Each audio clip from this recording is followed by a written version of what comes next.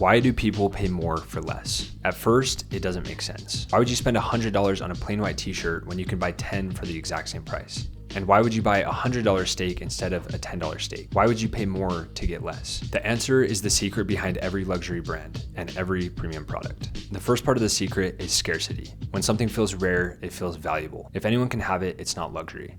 That's why limited editions sell out, why handmade pieces feel priceless, and why products that take time to produce are so sought after. But scarcity is just the surface. It goes even deeper than that. People pay more because more quality and less clutter creates more mental clarity and less overstimulation. Think about your favorite outfit. You don't love it because it's complicated, you love it because it's simple. It fits perfectly, you feel confident, and you want to be present every single time that you wear it. 10 cheap shirts create clutter, but one perfect shirt makes life a lot easier. Luxury is simplicity, the art of removing everything unnecessary until only excellence remains. That's why Apple feels so elevated, not because they only have good ideas and good products, but because they leave the bad ones out.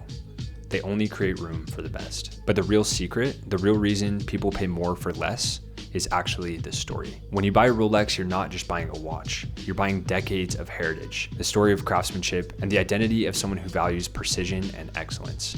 The watch tells a story, and you're reminded that you're the hero of that story every single time that you put the watch on. And that's why a $5 coffee in a beautiful cafe feels luxurious, and a $1 coffee at a gas station feels cheap. Because you're not paying for the beans, you're paying for the way that the story makes you feel. So here's the secret. People don't actually pay more for less, they pay for more meaning. Luxury isn't about having more, it's about having more of what actually matters. So the real question is, are you trying to own everything? Or do you want just a few things that really elevate your day to day? Guys, I can speak from experience in every aspect of my life that paying more for less isn't always a bad thing, and most of the time, it's actually a good thing. So if you're someone who always tries to get more for less, consider trying to get less for more, and it might actually change your life. I think that's why people say that good things come in small boxes, because a lot of times, things that come in small boxes aren't always cheap, but they're always meaningful.